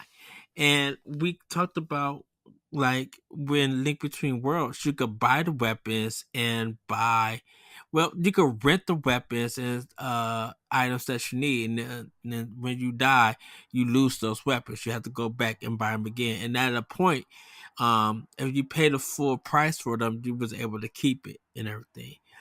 And I wonder if that system is going to be there, where you know it's easier to get rupees to buy stuff. Because I think that was a one struggle, definitely with Breath of the Wild, was that it was hard to buy these things because you weren't getting given enough rupees to get these items. You normally had to pretty much like sell fruit or sell whatever to get money to buy stuff, you know. And how's the armor stuff? Are we going to be able to customize it and make it stronger? So I wonder if Anuma and the team, or even a Monolith Soft, because I feel like Anuma then probably looked at Monolith Soft. It was just like, how can we kind of, you know, improve this or streamline this game so the players won't get frustrated and everything, you know? Right. No, I get that one. Hopefully they do that. Yeah. Oh, go Yeah. ahead, Courty. No, I was just gonna say, like, I feel like this game is really important. I feel like Breath of the Wild hits so many different things in so many of the right ways, and Mm-hmm. I don't think Breath of the Wild was a perfect game by any stretch, but like they did a lot of really unique and interesting things in terms of exploration and rewarding players who explored and tried different things. Like I solved a bunch of shrines that like I looked up guides later, and like that's not even close to how you're supposed to solve these shrines. And I was like, oh well, whoops, I guess I did it that way anyway. And the freedom that they allowed you to have in that game was awesome. Yes. My my two biggest criticisms were uh weapon degradation without crafting. Like I think if you have breakable weapons, that you should be able to craft new weapons or craft those weapons to make them stronger, and then B, have unbreakable versions of the weapons that you offer, right? Like the Master Sword is really the only one that's unbreakable, right? And I think the way that you solve that, which comes to my second point, is the lack of traditional Zelda dungeons. Like I think you can easily put traditional Zelda dungeons in there without Mm-hmm. um compromising the freedom, because you still have all the tools you need at the beginning of the game, right? They give you all the tools you need for the entire game at the beginning of the game, right? So um I think you could do like almost like a Mega Man style where like, yeah, theoretically they're like you could play rock paper scissors and do this dungeon first and get the, you know, and you unlock maybe a power that it makes this other dungeon easier, but like you can still solve the puzzle without it, type thing, you know? And I think traditional Zelda dungeons, I mean, Twilight Princess and Ocarina of Time have some of the best dungeons in all of Zelda, right? And I really miss those because the Divine Beasts, they were cool, right? But they weren't traditional Zelda dungeons, and the puzzles were kind of like, they're kind of lame. They're just kind of giant shrines, which like I would, if you're gonna give me a Divine Beast, I would have much rather had like 4 or 5 more shrines to like unlock a path through to get to the Mm-hmm. boss of of it, you know? You know, I didn't have a problem. The only problem I have with the Divine Beasts were the bosses themselves. Because of the degradation of the Mm-hmm. weapons. If you didn't have no weapons and definitely no arrows and stuff, your only weapon literally was the bomb. And you had to keep throwing it and stuff. Like that was like your only way. And I think you need some simple weapon that you can Mm-hmm. use to help you defeat those bosses. Yeah, Um, and that's what I'm saying though, is like I think you need to be able to craft and find unbreakable versions of weapons. And like my thought mhm, was like you could beat the game without doing any of the dungeons, right? Just Hmm. like Breath of the Wild. But if you do the dungeons and you do them in a way, or, you know, kind of go through in a specific way, not a specific way, but like I don't know, maybe have a secret chamber or something, and every dungeon has an unbreakable weapon, like an unbreakable sword, an unbreakable shield, an unbreakable boomerang. I think it's no question we're going to get some sort of hook shot in this game. Oh yes, You know, please. because like, I mean, every game's putting a grappling hook in their game this time around, right? Where Yeah. I think hook shot is no question at this It, point. it'll be more of a return to Right, the series. right. But Um, my thing is it's just like give me like 6 great dungeons instead of the Divine Beast style this time, and I think people would be extra thrilled, you know. Or if there's like and a I dark world or something. I don't know. Sorry. and I think that's where the sky part is going to be playing Hmm. a part in this game. Is Uh-huh. it like we knew, they haven't made dungeons, but maybe some ancients made dungeons in the air so that Uh-huh. nobody will ever get to them Yeah, unless need. my theory is there's going to be 4 dungeons in the sky and 4 underground. This is my theory. Because we've seen them do both, right? We've seen them go Mm-hmm. underground and we've seen them go in the sky, right? I think there's going to be either 3 or 4 in each area because, like, you're not going to travel the Divine Beast again, right? So, No, I think they'll be in the game, just like moving around, but I think they're gonna be just like in the background yeah, and stuff. yeah. Because we don't really know how much time has passed Hmm. in Well, this there's game, and that theory too. Is like, is there time travel in this game? Because there are different I mean, seemingly different versions of Link in this game. One with long hair, one with the corrupted arm. The Link that we played as is in Breath of the Wild, right? Like, I think Age of Calamity did a lot of interesting things with making us think differently about time and events, right? And uh even though I didn't really care for that game, I think characters were cool, and I think we're gonna time travel. I think we're gonna see young Impa at some point, and mm-hmm.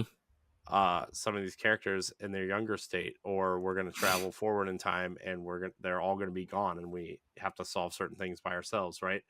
Or maybe we go back in time to solve a problem in the future. You know, maybe that's gonna be a big puzzle mechanic this time. We still have, what is that hand holding that heart with the, like, the when the first trailer first came out? What is that hand holding that heart?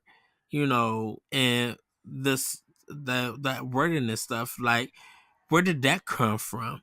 Yeah, What's the story with that? Because if we pretty much know that that hand is weak in yeah, order for whatever enemy that's broken it in order to come back.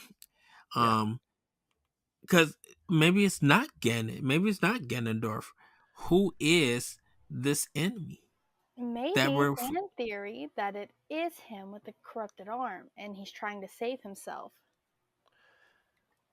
Wouldn't that be crazy if like Link was this the bad version guy of the whole time.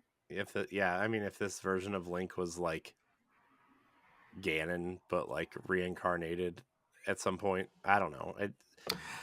I don't know. I think there's weird theories out there. I don't believe Oh in yeah. a lot of them, but also they're fun to think about, right? So, Yes. I wonder if Zelda's mom, the queen, plays a part in mhm. this. Because Or there's a because love story between the queen and Ganon. What kind of visual novel nonsense is this? uh, I Hey, mean I'd buy it. we've never seen the queen or heard any stories in any of the Zelda games. It Yeah. may be some lore or some fan theories and stuff, but like Nintendo has never presented anything. So, and I'm every time that Zelda comes around, we've never had a queen in the game. I'm really interested in Zelda's story.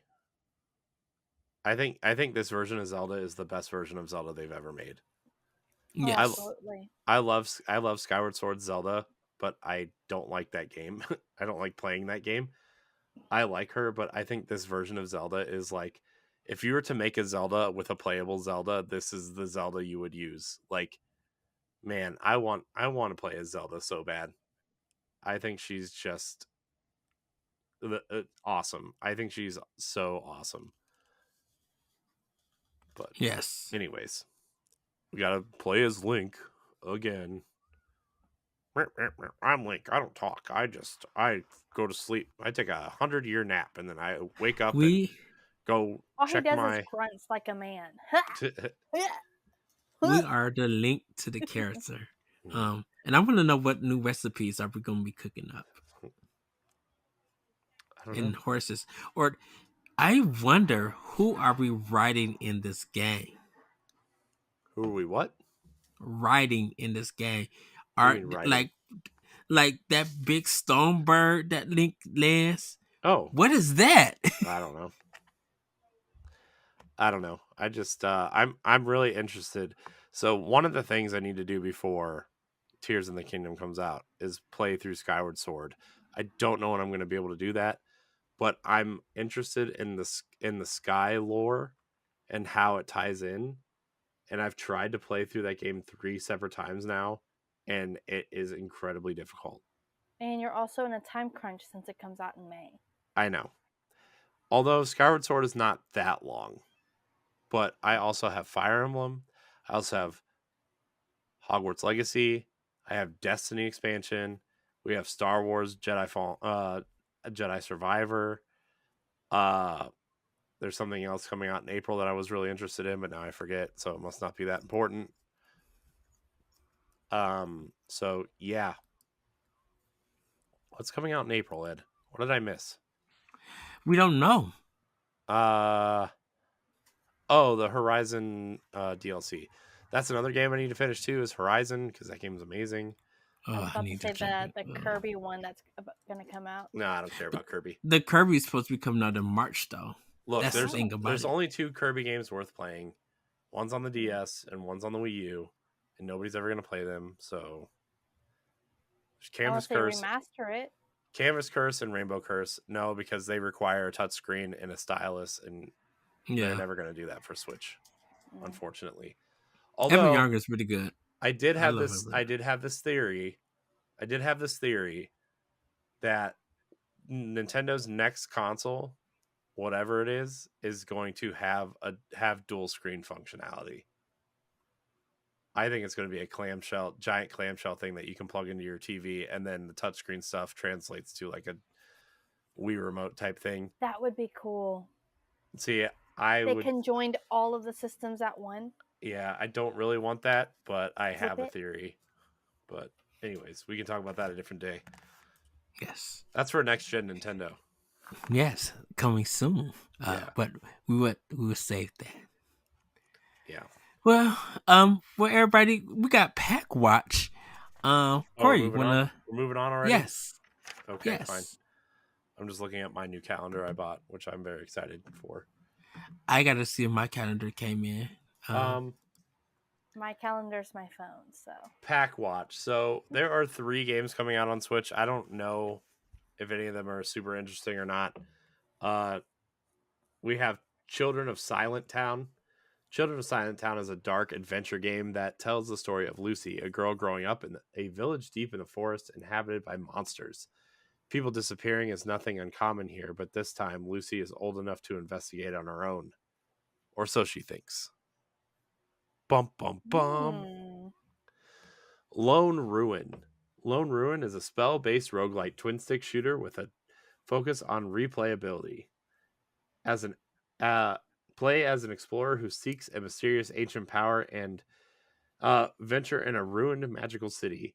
Build atop a source of magic used by olden mages to power and transform themselves. Neat. Vengeful Guardian Moonrider. Ed, I thought of you when I saw this game. I don't know why. It just seems like a game you would play. Oh, yeah. I know what you're talking about. Vengeful Guardian Moonrider is a side-scrolling action platformer that channels the golden age of classic 16-bit action games in a full-throttle quest for revenge. Created to defend a totalitarian state, the Moonrider rejects its programming and now seeks vengeance on its creators. It's a cool premise. It reminds me of a mix of a Genesis game with ActRaiser in a sense. And the main character looks like some sort of cyborg samurai type character. Yeah. Which looks cool. And plus the sprite is big as ever. I'm like, who the thing is? I just found out about this game. Like, I've never heard of it until like people said like the game was coming to Switch and stuff. So this is kind of the only game that I'm looking forward to. And I'm excited to play it this week. I don't know when it's dropping. I'm assuming it's dropping Thursday. I think it's like Thursday, probably. Yeah, Thursday. Okay, so yeah, that's when I'll be picking it up. And everything. So I am going to be picking this game up and trying it. The other two, I think I just gotta watch some trailers for it, and I'll go from there. yeah. I mean, I'm gonna be honest with you. None of these games really do it for me. If it would be this one if I did, but I've been very good. I have not bought a single game yet this year. It's been 8 days, and I have not purchased a video game this year. So Your first purchase is going to be Zelda. nope, it's gonna be Fire Emblem. Actually, I've technically already paid off Zelda and Fire Emblem, but we'll cross that bridge when they come in. you gotta finish some games first. I know.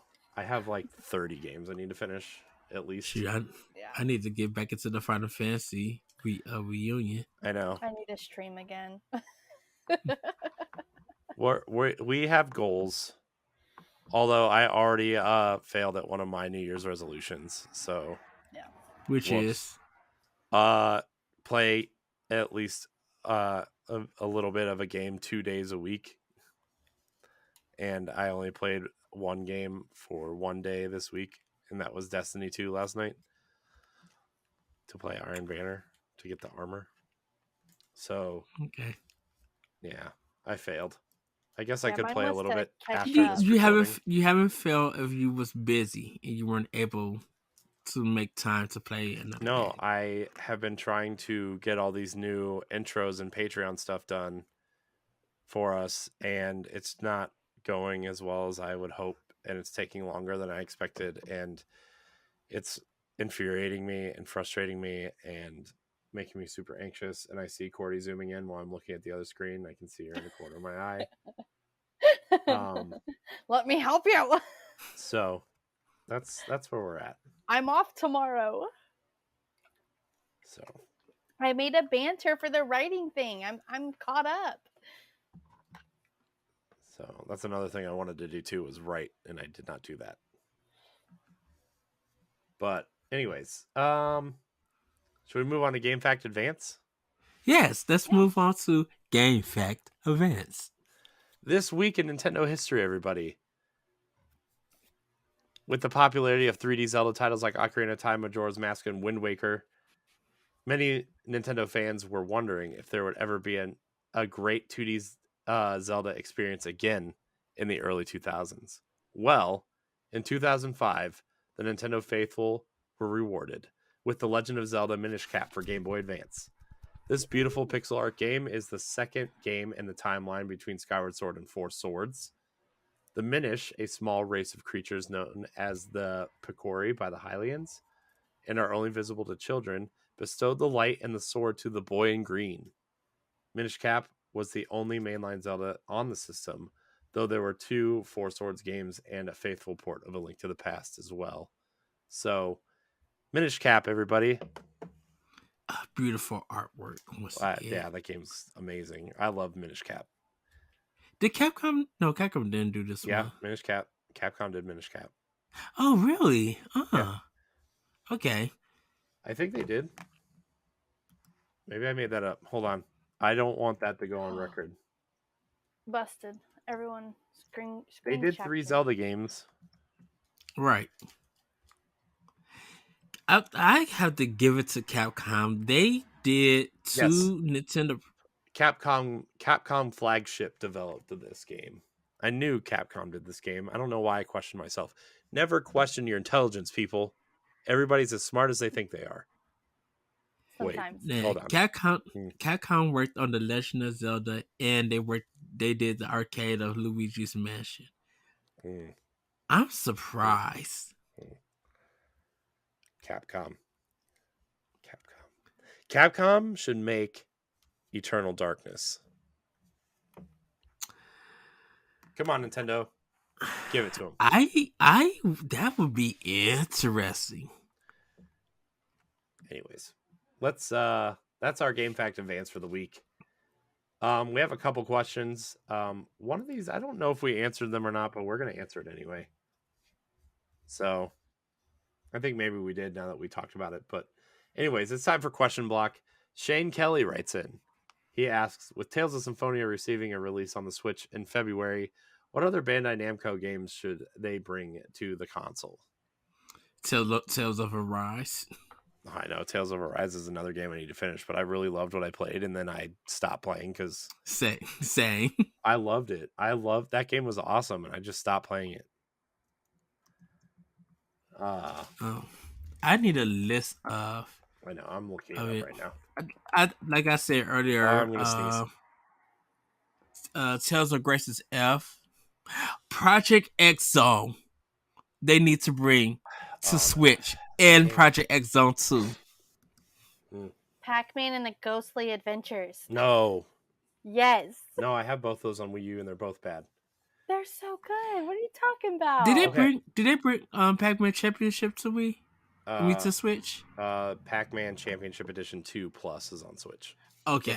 The first one is not. Okay. But let's see. I actually think a series that would do well on Switch is Dot Hack, honestly. I don't know if you remaster the PS2 quadrilogy or if you just put the last recode versions on. You know what? I never understood why they did that. Wasn't those games like 5 to 6 hours in gameplay left? No, those games were super long. My cousin was really into them. The thing that made those games unique, though, was that the next game, it did the whole Mass Effect thing before Mass Effect, where it read your previous game save and transferred it over to the next game. Yeah, because it's like Volume 1, Volume 2, and stuff. Yeah. And I never understood why, because I think it was every 3 or 4 months or something that game came out. I'm not sure how they did that, but it was pretty interesting. I just know my cousin was super into those games for a while. Mm-hmm. Should probably text him and see how he's doing. I also think that another good game to come over would be Code Vein. I don't know how that would do, but I know Code Vein is kind of like that anime vampire Souls type game that some people loved and some people hated, but it's fine. No Series X. Xenosaga Episode 3. Shoot, just bring both Xenosagas. So why don't you just bring the entire thing over? They gotta go to Square there's that Enix, rumor. Though. No. Oh, go ahead, Courty. Bandai Namco published those games. Xenosaga would be the one that they would have to go to Square for. Xenogears. That's the one that's Square. That's that's why when you say bring all of them, that was because of Xenogears I was thinking of. Too. Yeah. Soul Calibur. Soul Calibur. Soul Calibur too. Cowards. They should bring that in Tekken. Yeah, Tekken Tag Tournament. I actually think that's one thing the Switch is drastically missing is a fighting franchise outside of Smash, like a quote unquote real fighting game. I'm actually kind of shocked that they aren't trying to put Street Fighter on it, although I know that I know that it's incredibly fully featured and whatever, but Street Fighter 6, I'm shocked that they haven't tried because Mortal Kombat 11 is on Switch. Yeah. Oh, I think okay. I think I saw that it was going to come out on Switch, but it's not. They have that Street Fighter Anniversary Collection. They have the Capcom Fighting Game Collection. Well, number 6. And and then they have the HD. The Final Challengers of 2 came at launch. Or that May, I guess. But I think Capcom, because of the Japanese market and the Evo tournaments and stuff, I think they kind of felt, with PlayStation being such a big big console, and they getting most of the like a lot of the fighting sticks that come out is always used on PlayStation consoles. I think Capcom just figured if we want to get our game on that kind of tournament level, they probably felt like that Switch wouldn't be, or Nintendo stuff wouldn't be the good place to play it. That let's put it. We got it on. Let's put it on PlayStations because it looks like there's a lot of people around the world who own the PlayStation, and for the fighting community, the fighting games could do better on PlayStation's consoles. I mean, Nintendo players are not mad or anything and stuff. It's a genre that's oversaturated all anyway. But like, if people who I think Capcom just like, well, they have Smash, and that's their Street Fighter and Mortal Kombat on that side. Yeah. We have Sony doesn't really have anything, and Xbox really doesn't have anything, even though Xbox has Killer Instinct. We could be the leading game on Sony's platform. So I think that's probably why. I mean, and plus, go ahead. Oh, you continue because I have my thing is going to be a little bit. Oh no, that was it. Oh, I know what franchise Shane wants us to say. He wants us to say Bat and Katos. He wants us to go deep into Monolith. Both of those games, but we stated that before. I know, but I know that's why he asked this question. I would love to have him on Switch because I never got to play those two. Yeah, can we get Shane back on the show maybe next week or something? Yeah, I will ask him. By the way, Grayson and his cold. What a man! Now he's all like cozied up, drinking probably his fancy tea and playing some Switch. Shoot, Grayson is down. Grayson is down for the count.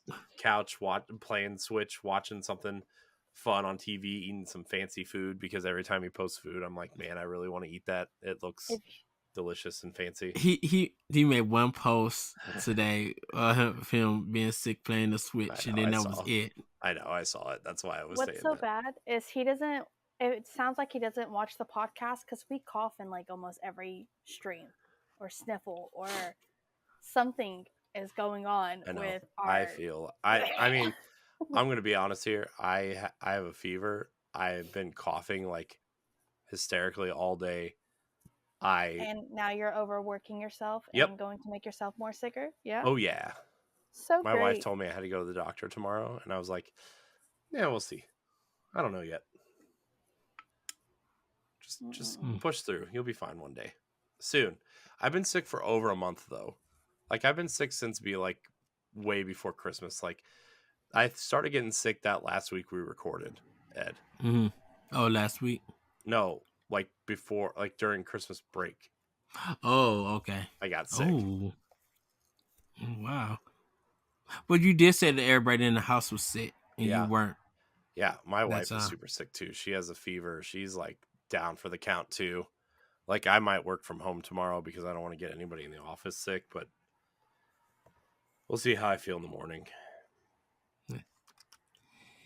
Well, Courtney, Courtney, did you have any games? I'm sorry, or Courtney? No. Did we have any more questions, or was it just Shane's? No, we have Stephanie's question. This was from a while ago. I don't think we answered it, but somehow I think we answered it. There's a couple questions in our Discord that I don't know if we answered really. But she asked us a couple weeks ago if Hideo Kojima made a game specifically for Nintendo with a Nintendo IP, what would it look like? Did we answer that? I don't think we did. No, we didn't. We did mention that they did work together with Dennis Dyack to bring Metal Gear Solid to Switch. I mean, to GameCube, not Switch. Goodness, Twin Snakes. Yeah. I think. Oh man, what about a new Zone of the Enders game? That's what everybody's gonna say. Zone of the Enders would start as a Star Fox game. That'd be cool. A Star Fox game where your Arwing turned into a mech and you just fought other mechs. I'm all in. They just need another Star Fox adventure. Yeah. We've had a lot of discussions about Star Fox, and I think Star Fox needs something like that. I don't think it has to be like Star Fox Adventure all the way, but I do think it needs to be different than an on-rail shooter. Yeah. It's got to do something. I don't know if you played Starlink, Courty, from Ubisoft. No, but the only one I played is the Star Fox from GameCube, the adventure one. Yeah. Oh, so I she could does. She didn't play any of the good ones. She played that one and thought that's what Star Fox was. Yeah, and that one's pretty good. I The think internet Kojima. disagrees with you. Not. Never mind. No, I think I like Star Fox Adventure, but I think the I internet don't. would highly disagree with you. All right, do so not like I that have to game. go order the other ones and play those, and then I'll get back to y'all. I will I would say say play Star Fox 64 and Star Fox Assault, and then you can be done. Okay. I will say that I would love to see Kojima do Geist, like him, because it's military with ghosts and possession, I mean, and basically that's Metal in his Gear. will. That's in his wheelhouse. Because like Kojima's not going to do anything with Animal Crossing. Oh my gosh. Could you That would be imagine, though? that would be the highest level of Segura. nonsense. I'd buy it for sure. Oh, that game would sell 19 million copies day one. I'm trying. Yeah. I'm Physically looking, and digitally combined. I'm looking up Nintendo IP that would just the IP that they own. I actually think a Kojima Metroid game would be kind of interesting. I think that'd be I weird. don't know. It would be super weird and like, playing with Samus's kind of like it would almost be like Other M but to a 10 in terms of like relationships and like her past and everything. Electroplankton. I forgot about that game. There is the Famicom Detective stuff games. I could see Kojima doing. Famicom Detective was a series that they only did in Japan. It just recently came out on Switch 2 years ago. Actually, stuff. I got the perfect game if we're gonna go the Zone of the Enders route. Okay, hold on 1 second, Corey. I am. Because he did Snatcher and Police Knots, he could do a adventure game in the Famicom Detective games and bring that to Switch. Or he could actually do something with Hotel Dusk. Yeah. A follow up to that. I would love to see that. Okay, go ahead, Corey. It'd be a really cool thing to give Kojima and let him do literally whatever he wanted with it would be Sin and Punishment. Yeah. I just feel like I feel like it would be like a Prey situation though from Bethesda where like they would just use the name because they own the IP and not actually attach it to anything. But I think Sin and Punishment would be like a really interesting thing if he mixed Metal Gear with something like Zone of the Enders, but made it really like that's all the characters are so serious about everything, but everybody else who's playing it knows it's wacky and crazy and really stupid. Or we could give him F-Zero and call it a day. F-Zero would be a bunch of nonsense too. The reason why I send the punishment, Kojima Treasure, because I don't know if Nintendo owns send the punishment. They do. They own it. Okay, I'm literally looking at a list of IP Nintendo owns. Oh, okay. Then yeah, that could. Oh goodness, send the punishment dubbed with Kojima that plays like Space Harrier. Oh my goodness. So I will say this: as long as I think Treasure be part of the production, with Kojima production to make that happen, I'm down for it. Well, I think what if Kojima just directed and directed it, and Kojima Productions and Treasure worked on it together. Yeah, I'd be down for that. Yes, that'd be cool. I would definitely be down for that. Or we could give him Urban Champion, and we could all go home. Oh shoot! And get us out of here before I have any more crazy ideas. Sakurai and Kojima doing Kid Icarus would be a good one. Nope, we're done. So. But everybody, that's going to be it for Nintendo Pow Block. I hope you guys let us know what is your anticipated games for the year. And we want to know, what game can Kojima do for Nintendo, or what would you like to see from Bandai Namco on Nintendo Switch? With that, everybody, have a great week, have a great weekend, and we will see you next time on Nintendo Pow Block. Bye, everybody. Woohoo! Bye. Bye. Happy to be here today. Thank you. Goodbye. Nintendo Pow Block is a product of Boss Rush Media, LLC, and is recorded from our headquarters in Akron, Ohio. The show is hosted by me, Edward Varnell. My co-hosts are Corey Dirrig and Courty Yikes. You can find Corey at I Am Corey in HD on Twitter and Instagram, as well as hosting the Boss Rush Podcast and Tower Casuals, the Destiny Podcast. You can find Courty at Courty_Yikes on Twitter, TikTok, and Instagram. You can find me at That Retro Code on Twitter and Instagram. Follow Nintendo Pow Block on all social media platforms at Pow Block Podcast. You can also follow Boss Rush Media and Boss Rush Network on all major social media platforms. Join the Boss Rush Network Discord and Facebook groups to interact with other friends and fans. Visit bossrush.net for more great content and patreon.com/bossrushmedia to learn how you can support this show. Thanks for listening, and we'll see you next time.